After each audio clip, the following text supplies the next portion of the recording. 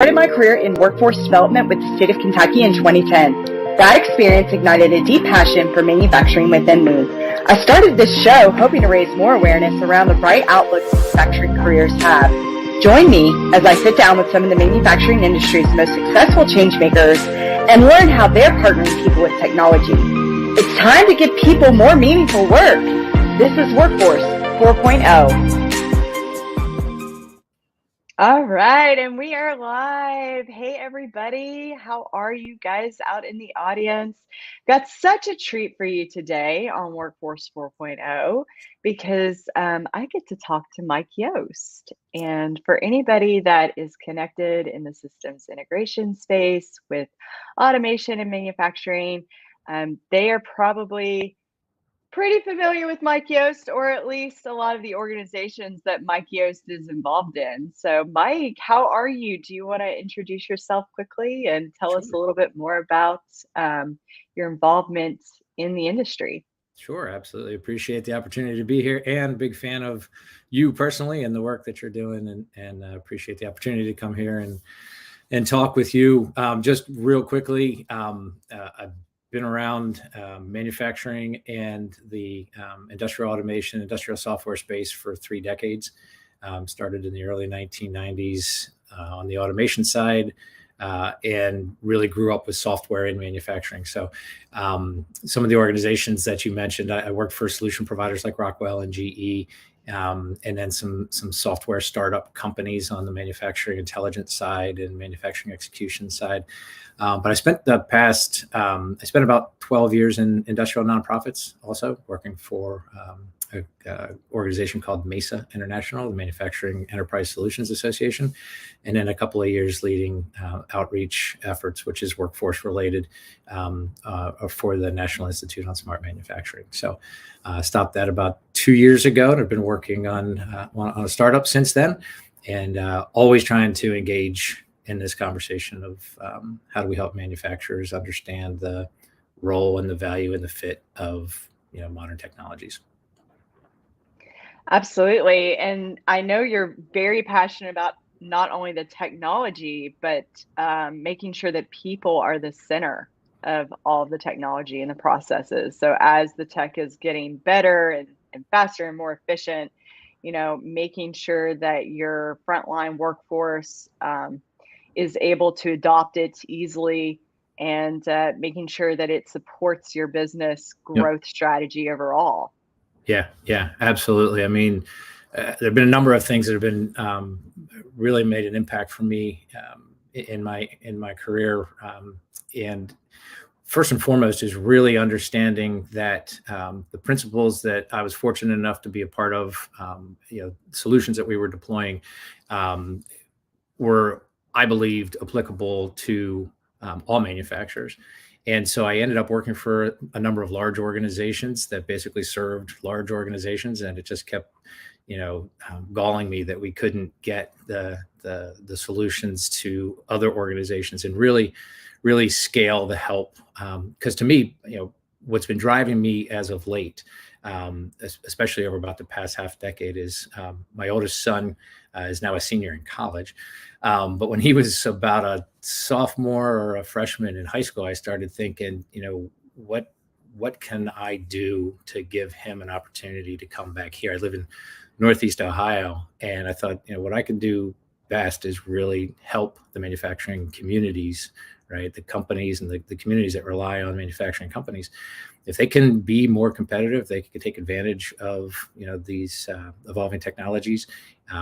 Then I have a better shot at my kids having an opportunity to come back here when they're out of the house and out of college and things like that. So that's really been at the core of what I think these technologies are all about: is how are you helping people? How are they helping them in their day-to-day jobs? How are they helping the communities that they're a part of?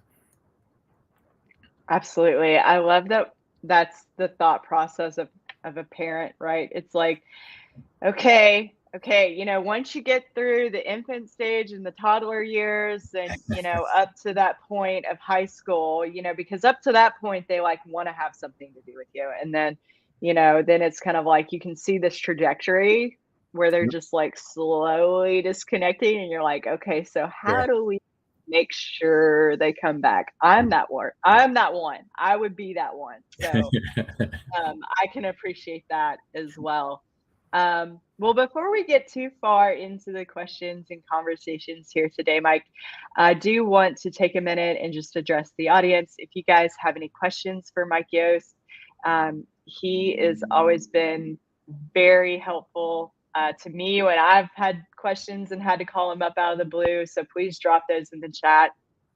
We're here to learn today and be more inspired. So happy to give a shout out as well if you want to just say hello.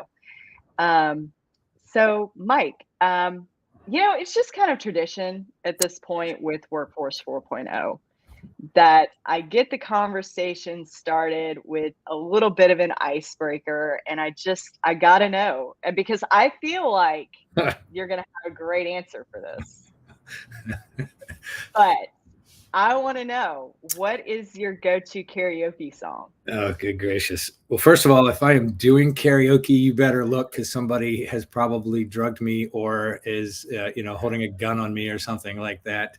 But what I will admit is that, excuse me, I am a huge Prince fan. So I was molded and shaped very early in my life by an older brother who was addicted to Prince, and he got me hooked. So I would never be able to sing any of his songs, but in a karaoke setting, I would probably go to Kiss and put on my best falsetto and see if I could deliver it at all in memory of Prince. So.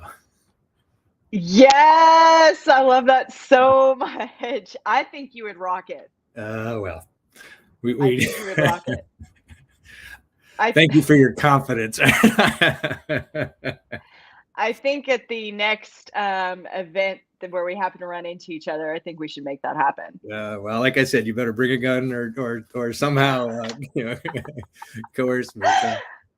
Well, we'll get like a group. It'll be fun. Yeah, I'll get up there with you. Would that help? That would definitely help. That would definitely help. Awesome. I love Prince. I'm from Bowling Green, Kentucky, so I quite resonate with Little Red Corvette. There's a lot of those running around up there. Yeah. So great choice. I'm looking forward to hearing that in real life. All right. We'll keep everybody guessing, everybody waiting for that.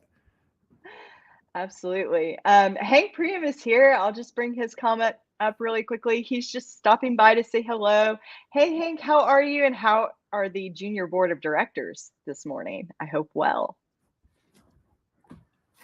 Hank has 2 young girls that he has watched. So like my show, Megan Zimba's show, just trying to learn more about manufacturing and stuff. And just always super supportive. Yes. Yes. Get those girls into manufacturing. That's fantastic. Absolutely. So, Mike, you work closely with systems integration companies on ensuring that their workforce is dedicated to upskilling. So, what have been some of your takeaways working with some of these companies, and what do you feel like is a fair assessment of where the industry is when it comes to digital preparedness? Wow. To me, I've always, I started my career with Rockwell, and Rockwell has a phenomenal channel and relies heavily on the systems integrators.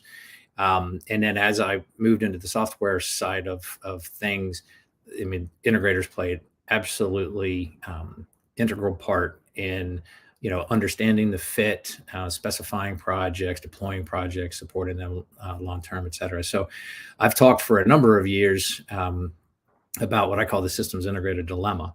And that is, one, there aren't enough of them. And 2, the way that systems are bought and sold, it pretty much, it's a very cyclical business, and the systems integrators typically either have resources that are on the bench burning cash, or they're overtaxed and not available. And so it's a really, really cyclical kind of business for many systems integrators. So that how do we flatten out that curve for them so they have more reliable business, and that they can also expand the offerings, the capabilities that they provide, because they end up in a position of trust with the manufacturers, which is absolutely crucial to anything we're talking 4.0, right? So industry 4.0, workforce 4.0, the new technologies, like who do we trust? Keep us safe. Let us know the landscape. Let us know where we're going. Deal with these realities that we're dealing with all the time. And so I think when you ask about sort of the current state and where we're going, another part of the dilemma that I see is that a lot of integrators are technology focused and need either a connection to or a relationship with somebody that's more focused on the operational excellence side of things. So how do we look at improving somebody's business operations and the challenges that they face overall of how they're growing and evolving and managing their business? And then where does the technology fit in underneath that? So I think especially as we see the speed and pace at which technology evolves, how technology is just coming out of the woodwork, all of a sudden you'll see a solution provider company seemingly come from nowhere that's been in business for 7 or 8 or 10 years. And you think they've just appeared out of nowhere, but they've been really working their craft for a long time. And the manufacturers are like, well, I don't know them from anybody. And so they need a trusted source, and oftentimes that's a systems integrator organization. So I really think a challenge for our time right now is getting access to that resource pool, and that resource pool having better connections to talk beyond the technology, beyond the physical wiring, the physical configuration of systems and databases and communications protocols and things like that. I personally think that they're the right audience, the right group to evolve and take that next step. But I really think it's a crucial step for manufacturers to have that trusted set of resources from a community like that. Yeah, that's interesting, because I too have been working in manufacturing for the majority of my career.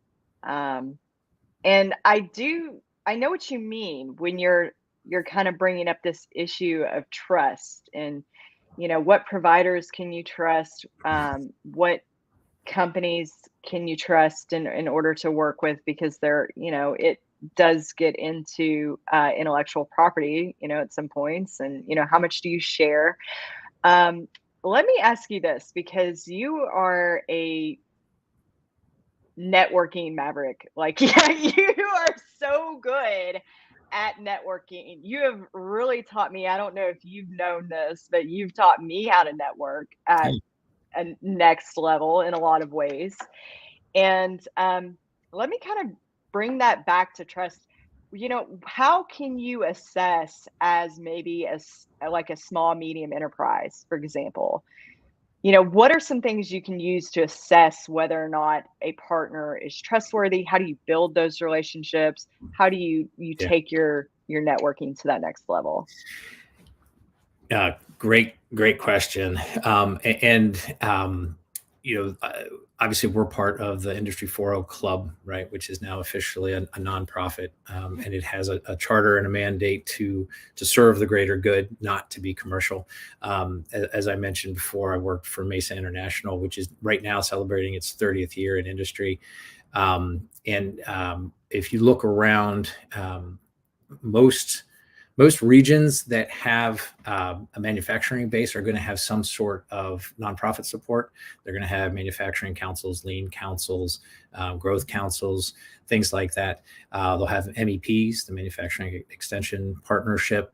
So I think a lot of folks end up going there to sort of build community and really learn with and from each other. And I think maybe just to step back 1 second to the earlier question about the integrator community, most smaller organizations aren't going to even know what a systems integrator is, or conclude that it's too expensive for them. They can't ever engage with somebody at that level. So I think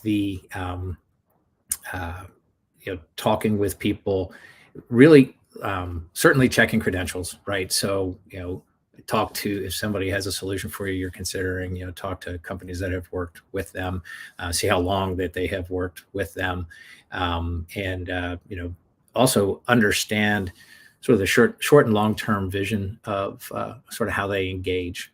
Because if a company is going to walk in and sell you something and walk out the door, and there's going to be no way to maintain support with you, then that would be a concern, that you're going to be stuck there supporting infrastructure that you may not have the capacity and in-house capabilities to serve or to be able to support.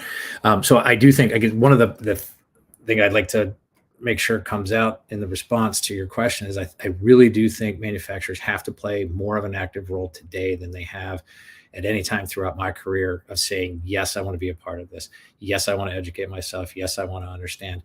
And I'll be I do not think the problem with Industry 4.0 technologies is on the manufacturer side. I think it's the market that serves the manufacturers is fragmented, and a real challenge of how they serve the manufacturers, much more so than the manufacturers have too little resources, aren't smart enough, don't know what to do.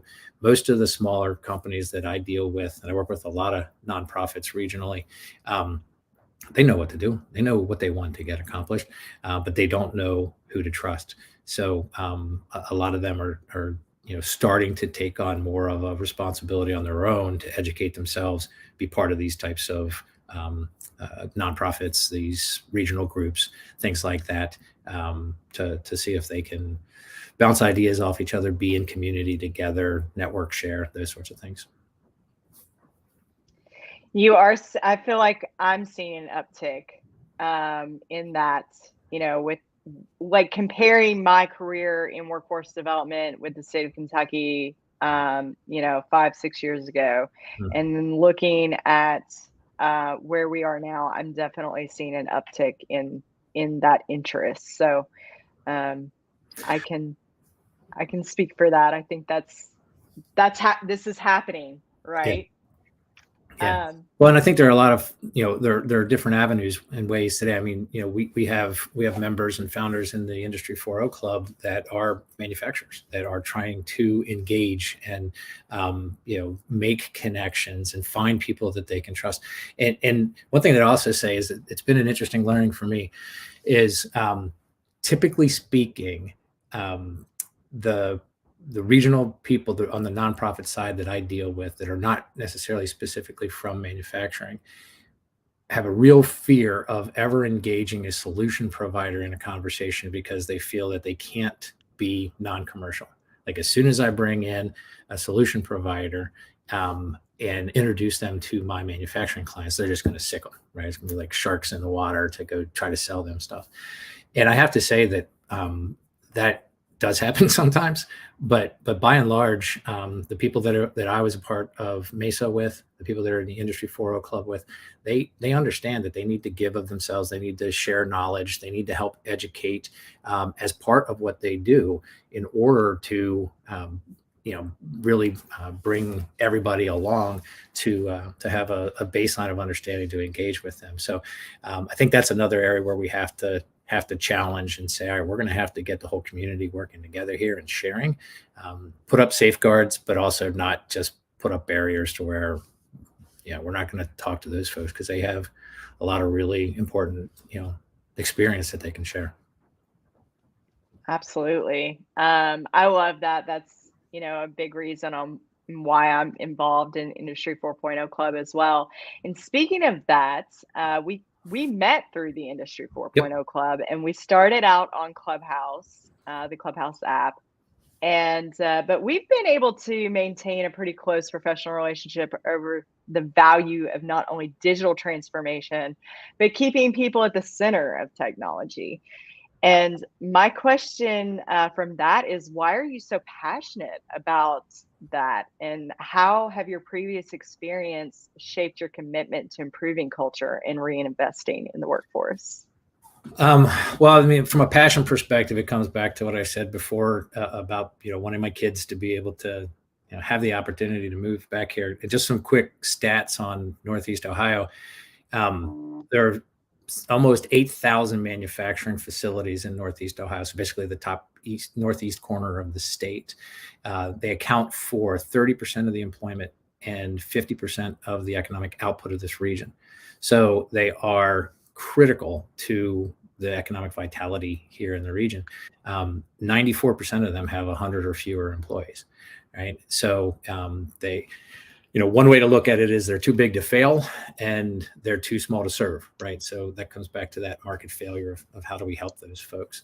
I should have thought to bring with me one of my favorite books is a book around the space that's called the technology fallacy, and how people are really the key to digital transformation.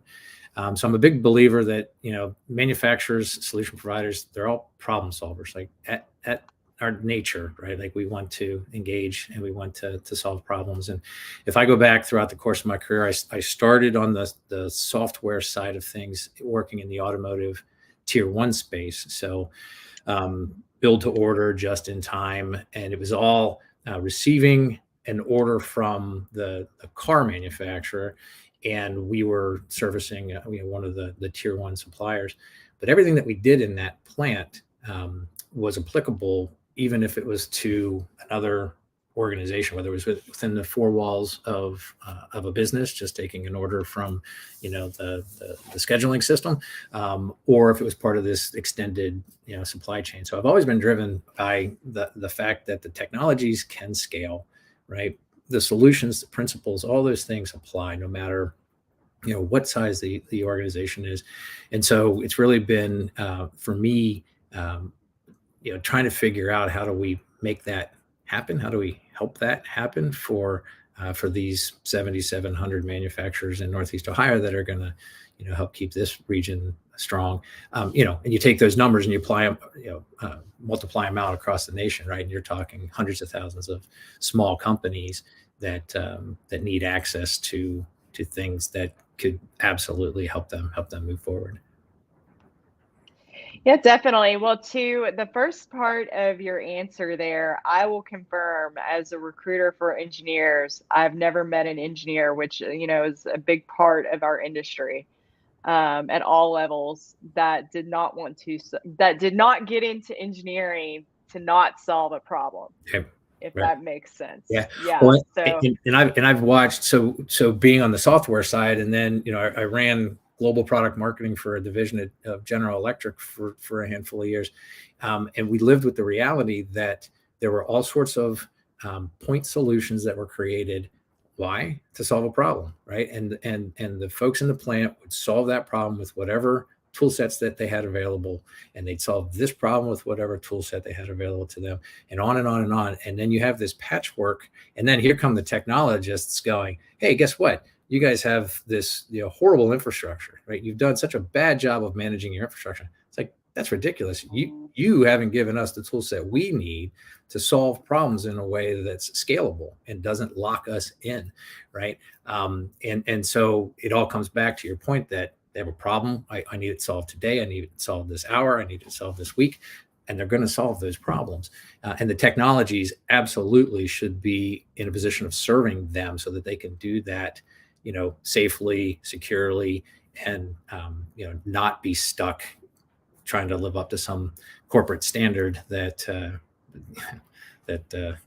rarely exists. So.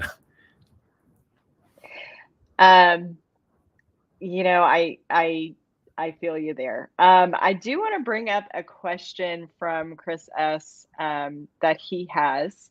To what extent do you think SME manufacturers have this fear of the solution providers because over the last 30 plus years, they have gutted or eliminated their own in-house tool room or systems integration capabilities? And to what extent do you think this in-house capability has to be rebuilt?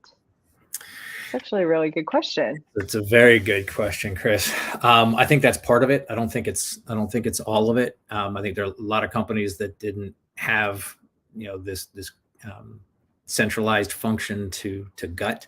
But I do know, going back to my time at MESA, I was working with one of the largest food companies on the planet, and they talked about the fact very openly that they had, to Chris's point, basically gotten rid of all of their problem solving capabilities. Like they had leaned out their engineering departments to the point where they really were stuck when it came to solving problems. And so it is absolutely a big issue. And we go through these cycles of outsourcing and insourcing and all that other kind of stuff. And I think it has absolutely had a very big impact as you run more lean with smaller organizations, and the speed of business hasn't slowed down at all. The speed of technology is going bananas, right, with how fast it moves. And so how do you make decisions in those environments? The traditional way is you put somebody on point, right? And you say, all right, well, Ann, you go solve this problem. And I do a bunch of training on Industry 4.0 and such. And I had a person come up to me after a class I taught earlier in the year.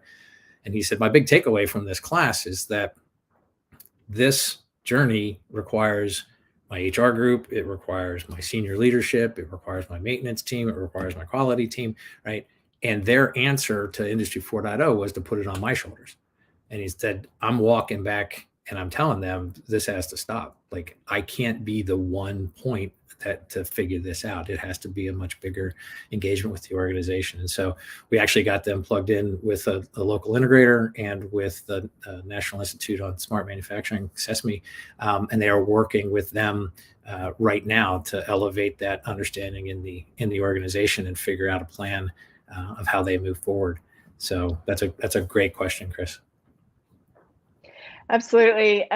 You see that with apprenticeships too, and that's something that we bring up a lot on LinkedIn, a lot in the manufacturing community when we talk about, we remember this time at one point where we had these apprenticeship programs, and being able to train your workforce in-house and really grow your own workforce.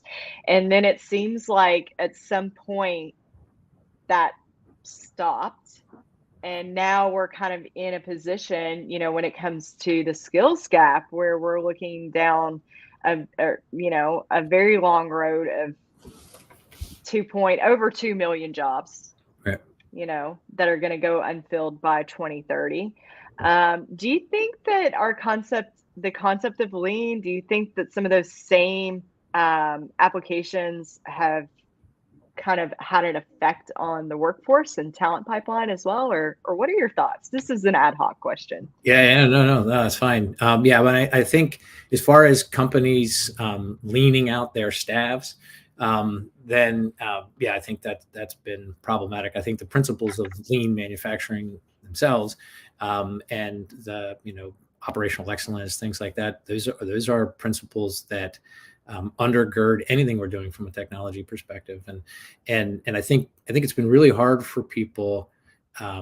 There's over the past decade and more directly over the past half decade, we've really seen the focus come from the top down, come from the government, come from business, of saying we have to help the small companies, we have to help the regions, and they're pouring money into it, and they're pouring money into a system that is structured the way it's structured. So it flows to academia, it flows to nonprofits, it flows to apprenticeship programs and stuff. And there isn't, I think, a real thorough definition and understanding of how all the parts work together. And so I think we have some outdated mechanisms, and we have interest, which is great. We have money, which is great. We have passionate people, which is great. But I do think we need to do a better job of even defining, what it is that we're shooting at. You have apprenticeship programs, or you have workforce programs, and you put a broad label of advanced manufacturing or smart manufacturing or something like that. And it's really hard to be crisp and really define, the roles, the workers, how do we serve them?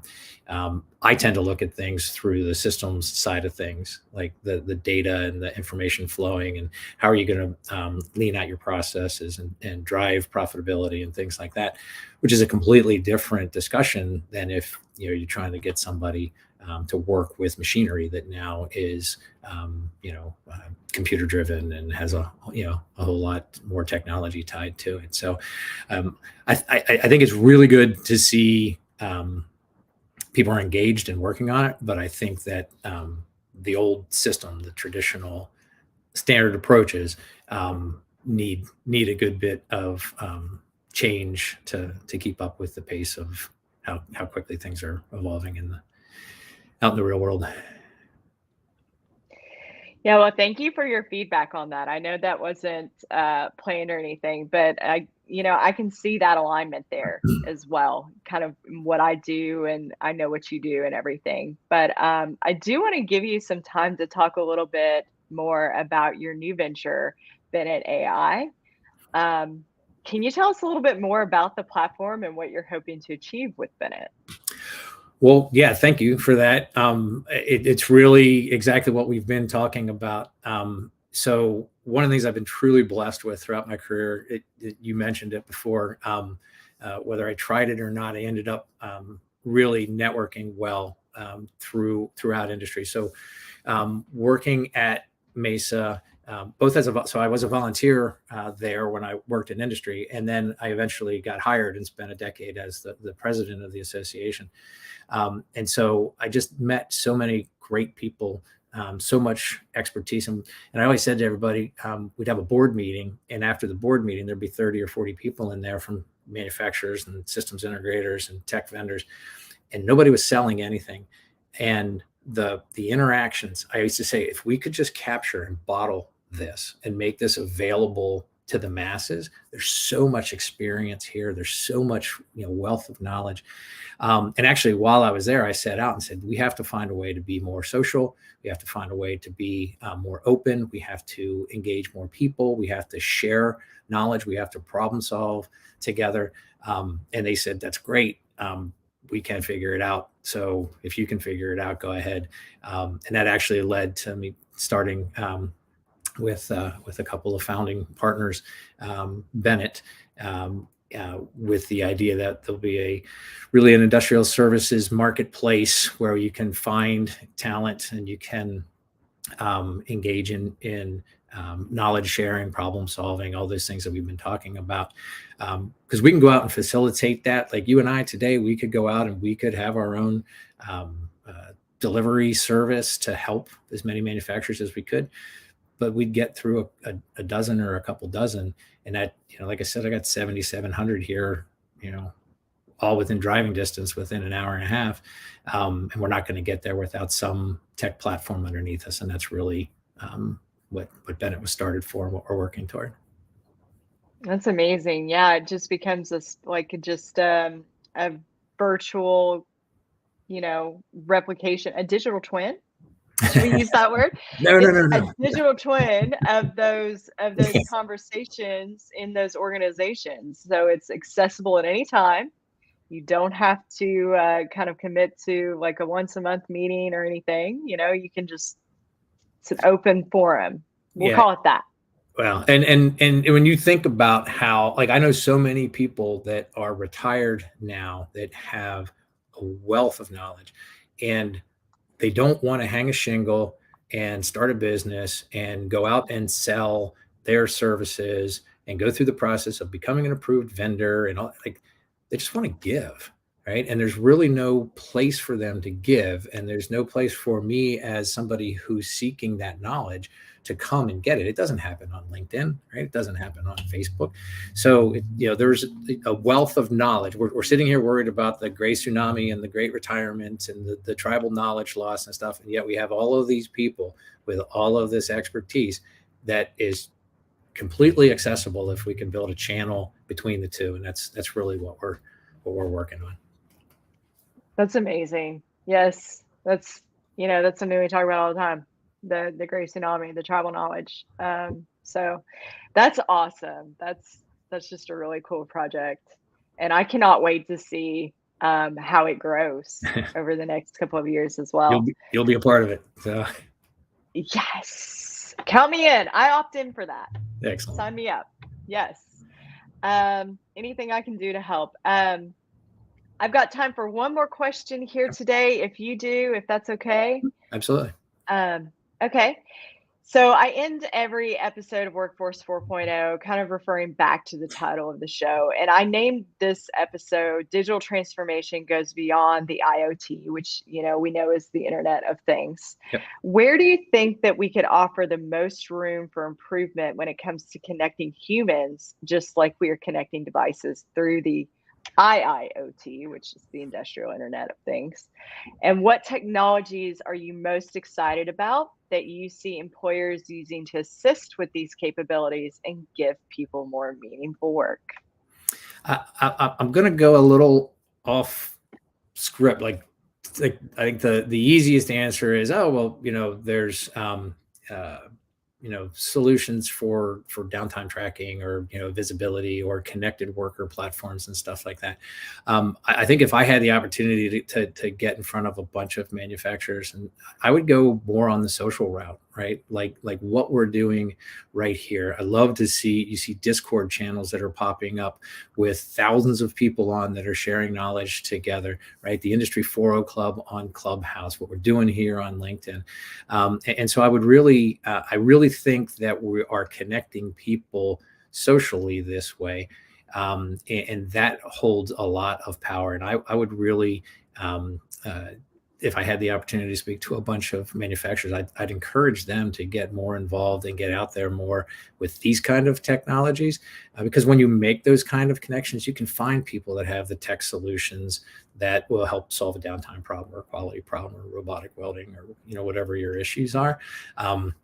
So I would probably say that I would encourage people, and I'm excited to see what sort of the social, the collaboration types of tools can do for manufacturers, for our whole ecosystem.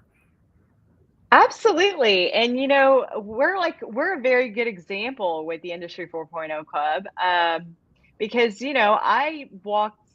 I didn't physically walk, but I just kind of roamed into this room talking about manufacturing on Clubhouse. And I'm interested in manufacturing, obviously, with what I do and everything. But was I the expert on the digital twins? Am I the expert on cybersecurity? Am I the expert on industrial integration and all of that stuff? No, I'm not the expert. So you don't have to be the expert in anything outside of just who you are and what you bring to the table. And then when there's an opportunity for you to share what you know, share what you know. And then at the same time, you still get to learn from other experts in that industry about what they do. And I know that Yen has taught me a lot. Martin has taught me a lot. Sure. Ira, you. So it's just been a really great experience with that intellectual exchange. Yeah. You know what I mean? Yeah, and it's more and more accessible. I think the pandemic has gotten people to a point where they're more, at least from a manufacturing industry perspective, more open to using these types of collaboration tools, more open to accepting help remotely. And I also think the younger generation is more digitally savvy, right? They're digital natives and they're used to sharing their whole lives online. And so I think there's a lot of that concern about intellectual property or our secret sauce or things like that certainly have to be respected. But I think that a lot of that holding us back is probably more because of a mindset of people my age, as opposed to the younger generation coming in and saying, I got a problem, I need help, I'll throw it out there and we'll find help, just the way that you are articulating. Yeah, like crowdsourcing, right? Yeah, you have a question, Reddit, there's probably a subreddit for that. Right. You want to learn how to do something, YouTube, there's probably a tutorial for that. So we're very used to just looking it up and going and finding it. So yeah. The other thing that I find real quickly, I'm sorry, the other thing I find is that when I was at MESA, that the message was typically very horizontal, talking broadly about manufacturing operations management or manufacturing execution, and companies used to come and say, well, we really want to drill down deep. We want to get into specialty chemicals, or we want to get into oil and gas or whatever. And once they would start doing that, they would find that there's a whole bunch of stuff that's really not proprietary, that horizontal, like we could share a whole lot more than people initially think we can before we get to the point of differentiation or, intellectual property and things like that. So I think the same, we'll find out over time that we're probably hiding from things that we don't really need to hide from, and be more open the way that you were just articulating. I would, again, I'm coming from just like the human resources aspect of it. I would agree. Yeah.